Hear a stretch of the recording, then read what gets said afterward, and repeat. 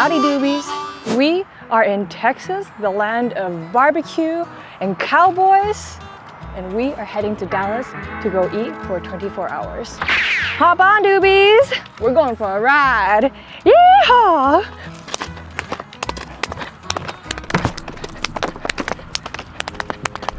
We're now here in front of Terry Black's Barbecue. As soon as you walk in, you can get a little pit tour. We got permission from Eric, our pit master today, who's gonna show us around.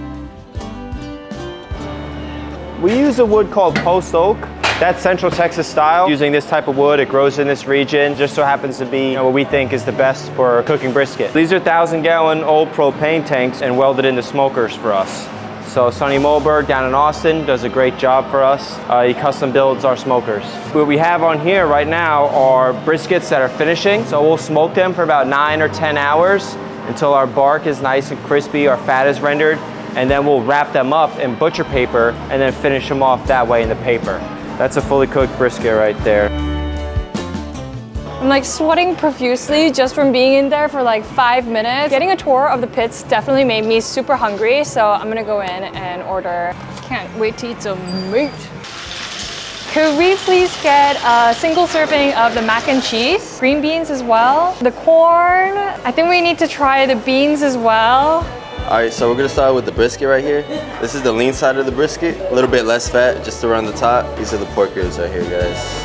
This is the king of barbecue right here.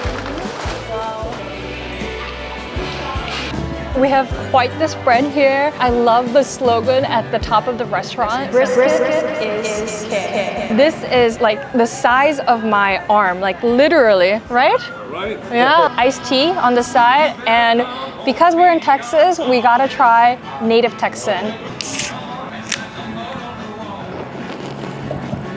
Definitely much better than Budweiser. The weather's beautiful. The air is filled with smoky meat. I'm in Texas, baby. You can just see each grain is almost falling apart. Melt in my mouth. But a really nice smokiness that kind of carries the dish throughout. You can see that the fat cap is on top and the fat is well distributed within the grain. This is the ends and this is the moist part. Sausage links are probably one of my favorite things to order. And I know for like real barbecue lovers, that's such a big red flag. But hey, don't yuck my yum. Sausage. So this is the original. That's phenomenal. It's the gigantic fat that you can see almost like marbling throughout the sausage. These are just bursts of flavor and fat and creaminess. Cheddar jalapeno, you need to see this cross section. A good 30% of this is just cheddar cheese. Wow. I love how each table has like a giant roll of kitchen towel. It's a messy food barbecue.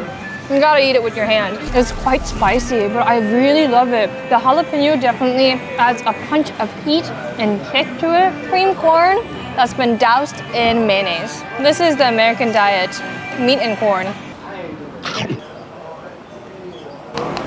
This tastes exactly like my childhood too. That's what I really, really love about it. And they went the extra mile of putting a little garnish of smoked paprika on top, a bit of the green beans. These are okay. I'm gonna show you a slow-mo clip of the mac and cheese with sultry jazz. This is elbow pasta on steroids. It's sharp, it's creamy, it's rich. By using the big elbow pasta, it kind of soaks up all the sauce inside. And when you bite into it, the sauce just explodes in your mouth. You can see the individual strands of meat just almost pulling apart when I scooped up the beans. This is just an immense flavor bomb. Wow. Pork ribs look so amazing. Super smoky, tender, and the rub on the outside, and it caramelized beautifully, creating this almost like sticky texture. It's staring back at me. Woman versus meat. The crust on this is incredible, but at the same time, if you look at the cross section, this is just the fat ball.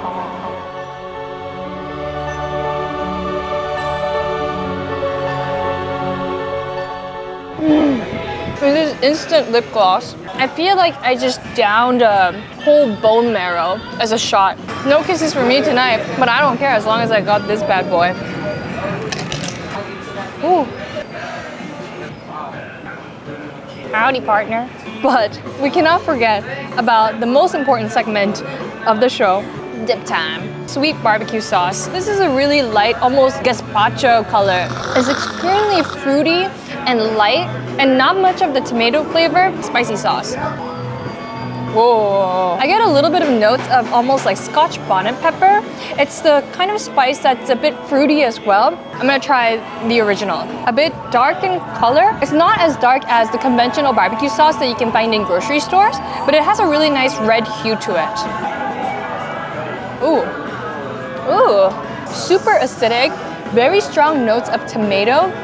Not that sweet, but I have to say my favorite of all three sauces is definitely the sweet sauce because of the fruitiness and the floralness and the nuances. I'm a big fan. There's always room for dessert. Peach cobbler is the dessert that defines Southern cooking in America. The color on these peaches is amazing. It's this golden yellow. It almost looks like an egg yolk. So good. So Terry Black's Barbecue was a place that was recommended by the Bryants. Special thank you to them. I'm gonna put their Instagram right here. And they visited us at Mija Seoul in Seoul, and they are a Dallas native. And they sent us a bunch of recommendations. Terry Black's Barbecue definitely did not disappoint. And we have a couple of more local hidden gems that's coming up next. Hola! Dos elote, por favor. Sí.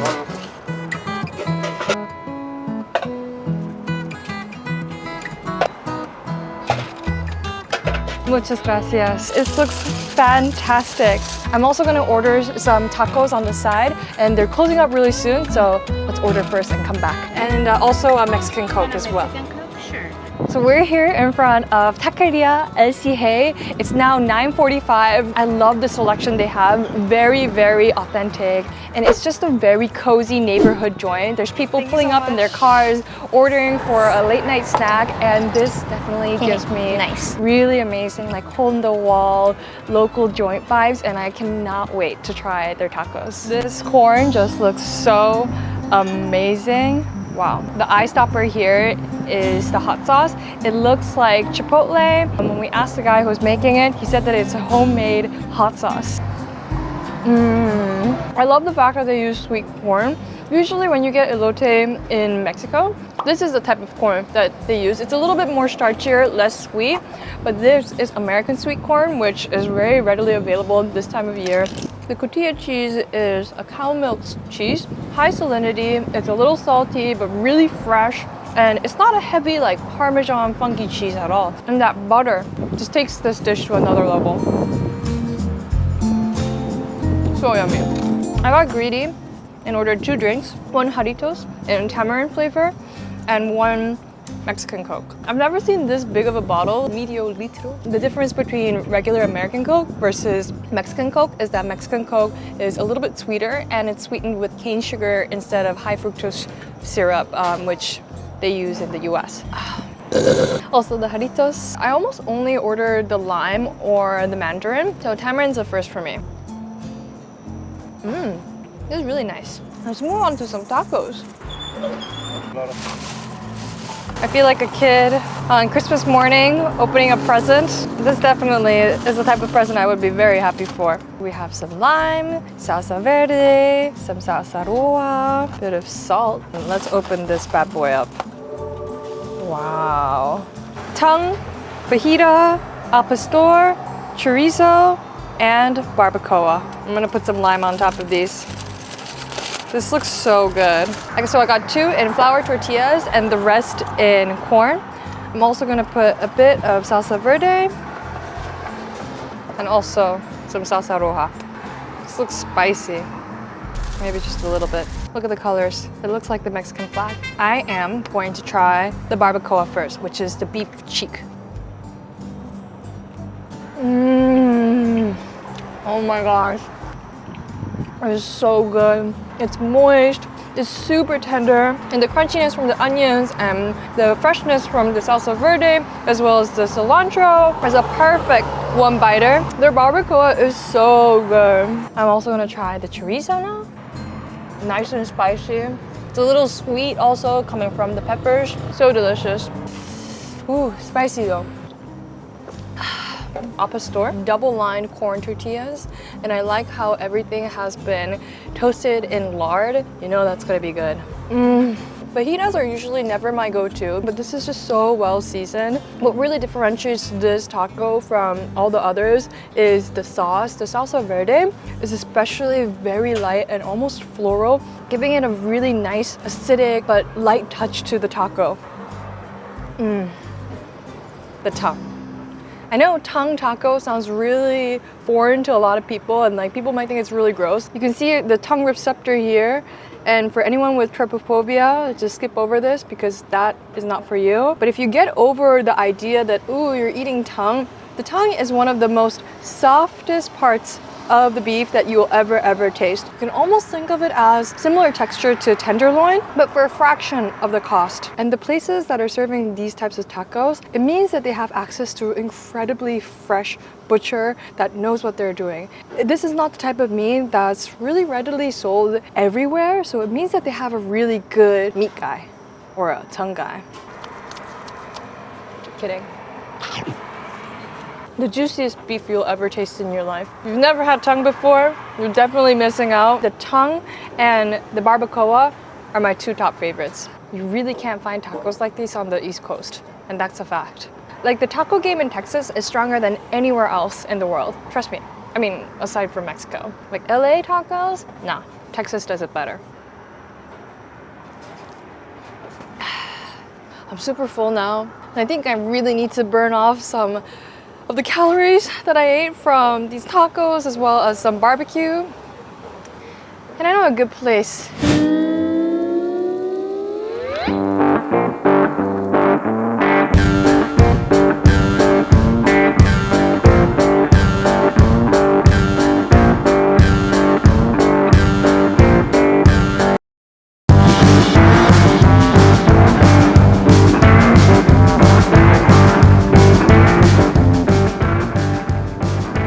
Good morning. We are in North Dallas, a little in the suburbs, and we're in front of Cookie Society. This is the place that has been recommended by all Texans that we've met. Apparently, their cookies are the shit.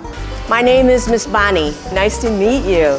We are a butter, brown sugar-based cookie. These 6 trays are what we call our classics.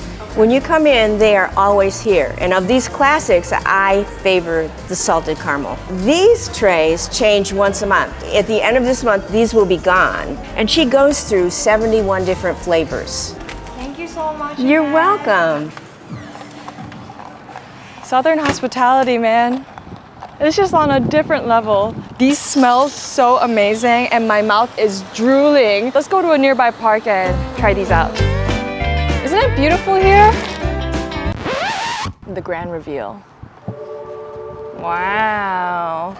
So this is their most standard cookie, their chocolate chip cookie. This has all the qualifications of a great cookie. It's moist and chunky and a little ooey gooey on the inside, but outside is crispy. I love the cracks on the bottom as well. It's super well caramelized and you can even see a little bit of the salt on the bottom. No dessert is complete without salt. It's ooey, it's gooey. The chocolate chip they used I know is really great quality because it's not the ones that you find in Costco, like the small itsy bitsy rabbit poop looking Kirkland chocolate chips. These are big boy chunks. I would never be able to work at the Cookie Society. I'd eat them all. It's blasphemous to have chocolate chip cookie without milk. And no, not oat milk, not soy milk. And if you're lactose intolerant and you're saying like, oh, but I can't have cow milk, get over yourself. Get yourself a Lactaid from bottoms up. Their salted caramel, they kind of created this divot and it has like a little pool, a little belly button of salted caramel. If this is what body shots were, I would do a body shot all day. What I really love about these cookies is that they understand the ratio between crispy and ooey gooey. As soon as you bite into it, it almost crumbles, but it also has a little bit of that chewy texture. One of the best cookies I've ever tried in my life. This is definitely the cookie I'm looking forward to the most. It's the banana pudding cookie. I love banana desserts, banana bread, banana pancake. So many fighter jets. Fight me! Upside down banana bread, banana Foster.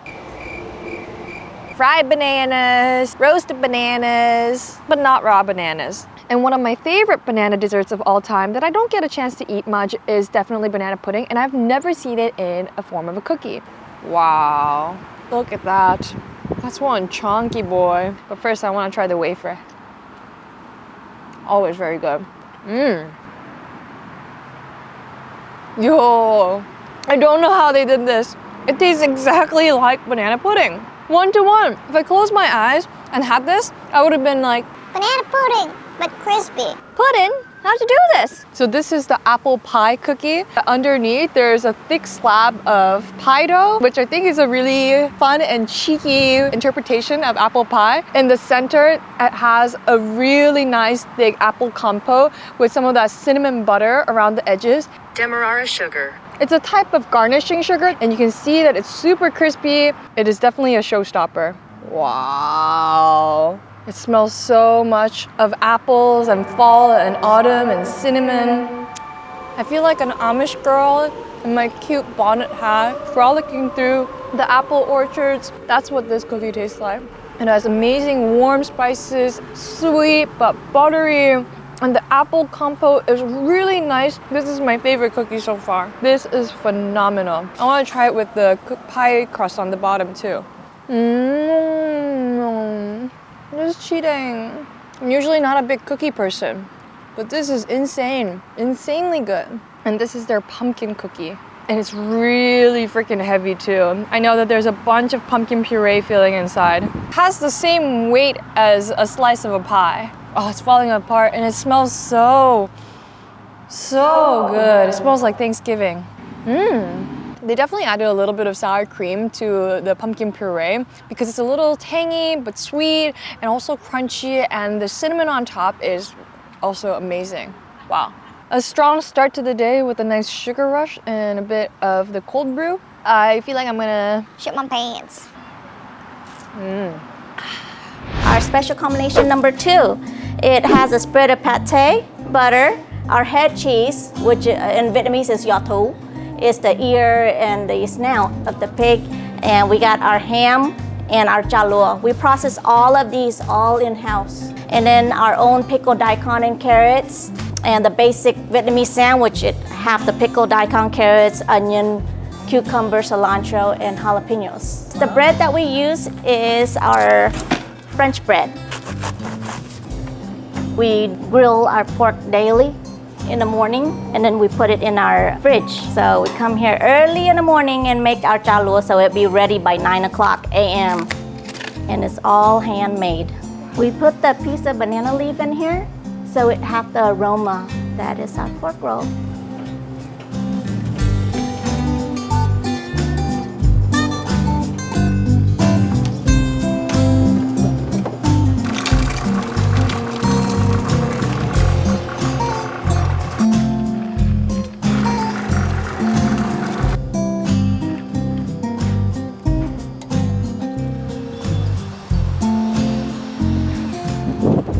wow. Andy and Sophie, again, thank you so much. It's one of the only places that I've seen that make their Vietnamese deli ham all in-house. This type of hospitality and dedication is not something that you see every day. Can't wait to try. It already smells so good. Take a look at this. Look at the layers of the sandwich. This sandwich looks bomb. And the bread is so nice and crunchy.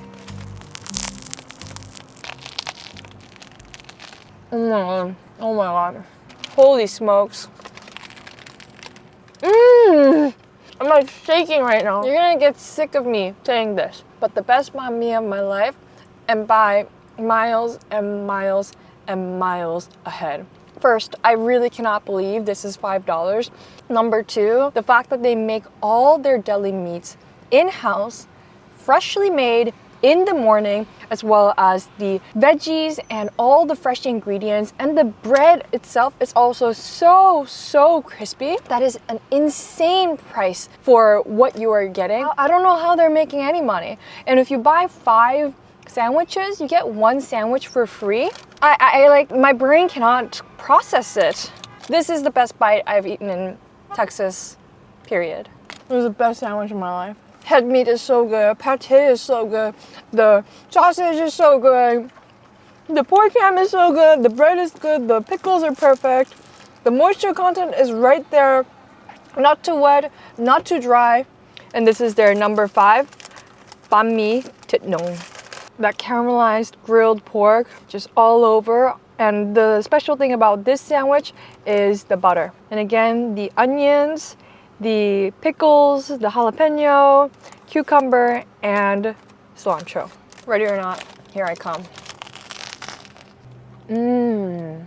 It's really good. The thịt nướng, the grilled pork, is sweet and salty with a little bit of the char. For this sandwich as well, she put a bit of nok nam, which is the Vietnamese fish sauce. And the fish sauce is really flavorful and has a punch of umami. It is a big punch of flavor. Freshly pressed sugarcane juice.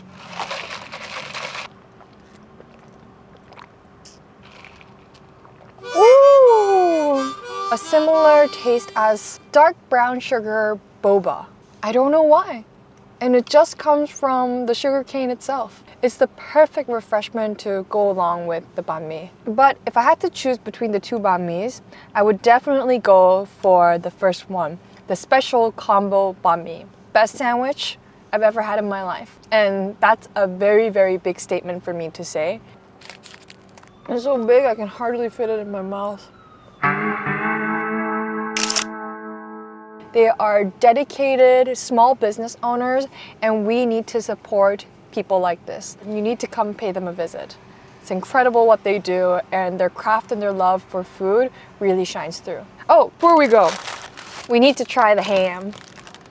These are also like massive slices of Vietnamese ham. And you see this as a topping when you go to authentic Vietnamese restaurants. It's usually as like a topping on top of like bún bò Huế or good pho. Sweet, spongy, and airy, not dense, and it has a really nice texture to it. It's really bouncy and a little squeaky, porky cheese curds. That's exactly it. It has that same bounce and texture and squeakiness to it. It's really nice. And that is a wrap for everything that I ate in 24 hours in Dallas. What an amazing city to eat and enjoy and experience. Texas really is the melting pot of cultures. There's a big Vietnamese community, there's a big Mexican community, and so many other ethnicities that are present in Texas, all gathered together making great food. We have a long drive ahead of us. We need to drive for 9.5 hours all the way to El Paso, and the navigation is saying 637 miles, which is around 900 kilometers. So we better get going. Thank you so much for an amazing time, Dallas, and I'll see you in the next video. 안녕, Doobies! Woo! Woo!